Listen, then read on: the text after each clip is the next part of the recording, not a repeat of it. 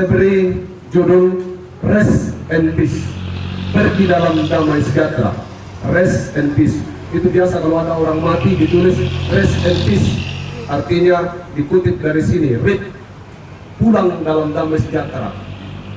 Jemaat yang dikasihi Tuhan, kalau kita diberi, Tuhan bermurah hati lalu beri kita kesempatan begini, tulis berapa umur yang kamu mau. Saya ulangi, kalau Tuhan bermurah hati lalu Tuhan kasih tahu ke semua manusia, dia bilang semua manusia silakan datang, tulis berapa umur yang dimau. Ada mau berapa? Boleh kan ini kaum bapak dan ibu-ibu. Mau kita berapa? Kalau disuruh Tuhan bilang berapa kamu? 100 lebih, ya, 100 tahun. Yang lain berapa? 12 tahun, 20 tahun. Saya bisa mungkin banyak. Kita harus ambil keputusan. Ini persoalan kita ini bahwa memang tidak berani, ternyata sulit mengambil keputusan. 100 tahun itu pun dibilang seandainya lebih dari itu. Taruhlah 20 tahun lah, pasti semua orang keberatan. Terlalu muda. 40 tahun masih terlalu muda. 50 tahun terlalu muda. 60 tahun juga masih sangat muda. 70 tahun begitu. 80 tahun, 88 tahun sudah rela. Belum deh. 88 tahun ini bagi orang yang kita kasih ini masih berat. Cuman mungkin karena kita bilang ya biarnya Pak daripada menderita. Itu pertimbangan Tuhan terlalu baik untuk saya dan saudara, sehingga Dia memberikan kita umur dan menghindarkan kita dari penderitaan yang teramat sangat. Ini bukan ilustrasi dari Cina, juga tidak ilustrasi dari sini, tapi ilustrasi dari sebuah cerita pendek yang saya baca. Katanya, manusia itu hanya dikasih umur 10 tahun. Ini tidak dalam Alkitab ini ya, jangan dicari. Katanya manusia hanya dikasih umur 10 tahun. Tetapi dengan bermurah hati kucing bilang begini, kalau lama saya, kami kan kecil, lama sekali ini kalau panjang ini umur. Kami kasih lagi manusia 10 tahun. Jadi bonus, jadinya 20 tahun untuk manusia. Lalu kemudian sapi bilang begini, wah terlalu lama kalau kami ini 80 tahun. Saya kasih manusia 30 tahun bonus supaya manusia jadi berapa nih? Ya, 50. Dan bilang anjing sebenarnya terlalu lama ini umurki, kasih manusia 30 tahun. Berapa nih? 80. Cukup itu yang bilang Alkitab. Dia katanya 80. Itulah sebenarnya katanya, ini katanya, jangan dicari di Alkitab. Ini pengantar khotbah. Itulah sebenarnya katanya, sehingga umur 10 tahun itu kan bagian talimbang itu. Dari umur 10 tahun sampai 20 tahun, apa kerjanya kucing? Cuma main-main. Makanya anak-anak sekarang kalau umur 10 sampai 20 tahun itu masih main-main. Pokoknya kalau tidak lapangan poli, lapangan takraw, kalau tidak lapangan takraw, tidak tahu di mana. Pokoknya main-main, selalu kita marah. Sudah besar ini belum kerja, itu katanya karena kucing kan. Sesudah itu umur 20 tahun ke atas sampai 30 tahun itu 20, 30, 40, 50 tahun itu umurnya sapi yang dikasih ki. Sehingga di umur itu 30, 40, 50, 60 itu kerja kita apa? Kerja keras. Pokoknya mak tengko, mak salaga itu dikerja di umur itu katanya. Jadi umur itu ya punyanya sapi. Jadi kita harus kerja keras. Jadi manusia di umur itu kerja keras. Yang terakhir itu 30 tahun itu cukup panjang pemberian anjing. Apa ciri kerja anjing? Itu anjing dia tinggal di rumah, ada tamu nagonggong, ada pencuri nagonggong, ada semua cuma begitu, tinggal menggonggong saja, menjaga-jaga rumah. Tidak ditahu ada tamu nagonggong, marah-marah dan seterusnya dan macam-macam. Itu diumpamakan seperti orang yang sudah tua. Sudah nenek-nenek, kerjanya cuma marah-marah, rambut terhambur, bau balsem, dan seterusnya. merasa dirinya lebih kuat, masih hebat, padahal sebenarnya tak mau apa. Ya, ini untuk yang tertentu, ada juga yang masih kuat sampai hari ini. Tuh, nggak boleh disamaratakan. Iya, ada yang masih kuat. Dia bilang, wah ini umur boleh tua, tapi tenaga masih. Iya. Apa yang mau digambarkan dari situ? Jadi sebenarnya persoalannya bukan persoalan berapa lama kita hidup, tetapi semua dalam bacaan kita ini memang diceritakan bahwa dia tua. Tapi bukan itu inti yang firman Tuhan mau sampaikan untuk saya dan saudara. Intinya adalah biarkanlah hambamu ini pergi dalam damai sejahteramu, sebab telah kulihat keselamatan daripadamu.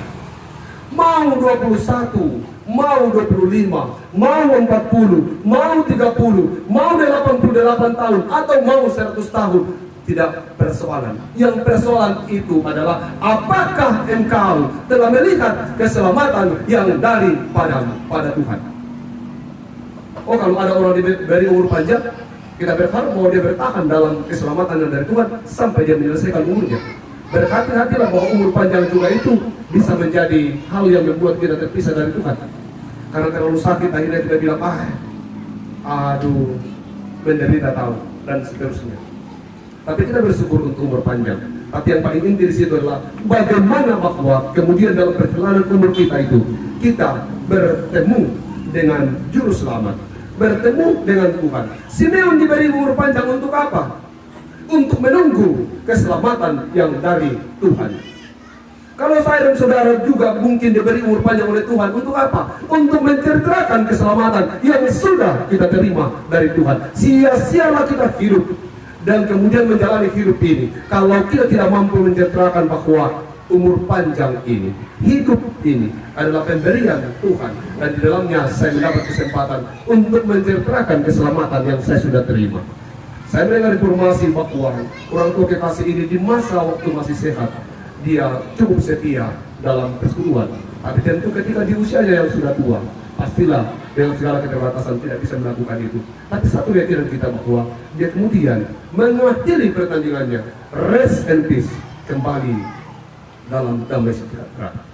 Tidak ada ajaran dimanapun yang sama dengan kita, yang mengatakan bahwa kematian itu adalah rest and peace, pulang dalam damai sejahtera. Di tempat lain kematian itu sangat menakutkan. Kematian itu tidak ada jawabannya. Tapi bagi kita, hidup adalah Kristus dan mati adalah keuntungan. Tidak ada tempat dimanapun dan tidak ada ajaran apapun yang mengajarkan ajaran ini, bahwa mati bagi seseorang yang disebut manusia adalah keuntungan. Tidak berarti bahwa kemudian kita harus mengambil sikap untuk buru-buru mati. Tapi Paulus berkata, aku lebih baik hidup untuk memberitakan Injil. Itu jauh lebih penting. Dan kalau kita ini hidup, itu adalah kesempatan bagi kita untuk memberitakan Injil. Rest and peace.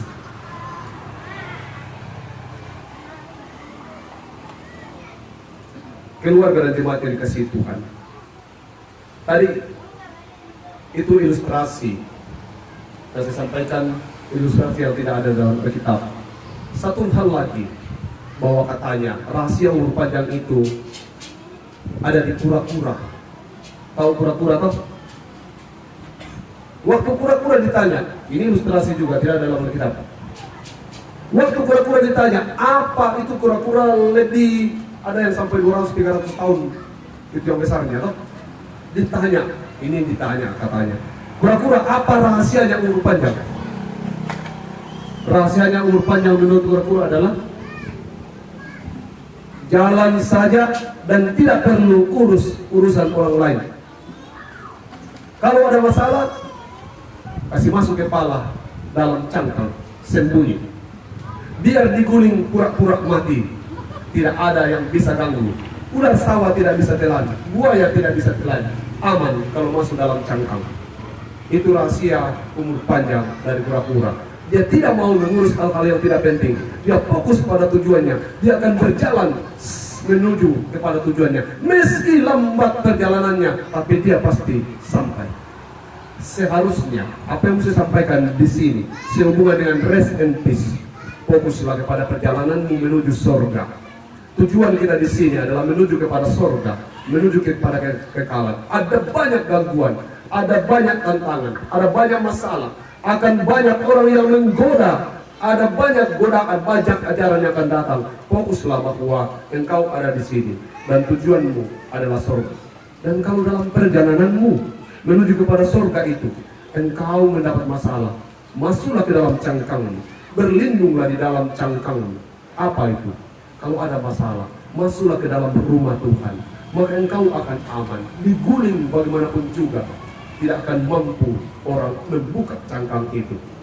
Berlindunglah dalam Tuhan.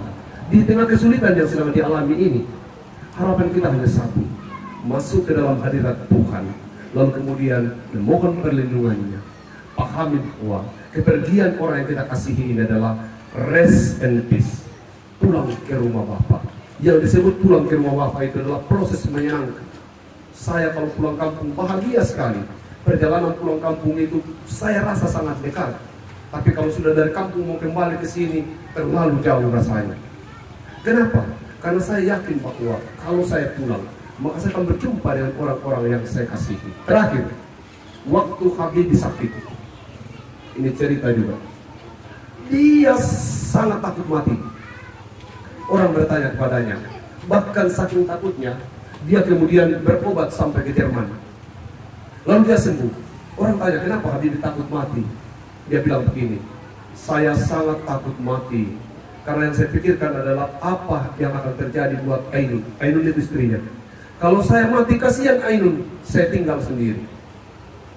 Itu alasannya takut mati. Waktu Ainun mati, Habibie sadar. Anak-anaknya dari keluarganya ajak dia pergi berobat ke Jerman. Dia bilang tidak, saya tidak mau lagi berobat. Kenapa? Saya kira Habibie sangat takut mati. Saya kira Pak Habibie takut mati. Dia bilang, dulu sebelum Ainun mati, aku sangat takut mati. Sekarang karena Ainun sudah mati, maka aku sudah siap mati. Kenapa? Sebab aku tahu bahwa di sana ada Ainun menungguku. Sehingga kalau aku mati sekarang, maka aku akan berjumpa dengan dia yang aku kasihi. Itu gambaran Ainun dan Habibie. Gambaran saya dan saudara sebagai orang percaya adalah bahwa di sana orang-orang yang kita sayangi sedang menunggu kita di sana. Lebih lagi bahwa di sana Kristus Tuhan kita sedang menunggu kembalinya kita ke sana, sehingga tidak perlu lagi menjadikan kematian adalah sesuatu yang menakutkan. Intinya adalah hiduplah untuk Kristus, supaya mati adalah keuntungan. Dan kalau kita hidup untuk Kristus, maka kita akan rest and peace. Kita akan kembali pulang dalam damai sejahtera. Kekasih kita ini telah pulang dalam damai sejahtera. Dan kita sekalian, meski berduka, meski menangis, kita percaya bahwa tangisan dan duka itu hanyalah bagian dari ungkapan cinta dan kasih sayang, bukan kekecewaan. Sekali lagi, tangisan dan air mata itu bukanlah ungkapan kekecewaan, tapi ungkapan cinta dan kasih sayang. Kita sangat merindukannya. Kenapa kita merindukannya? Karena dia adalah orang tua yang mengasihi kita dan yang kita kasihi. Tapi percayalah bahwa Tuhan jauh lebih mengasihinya.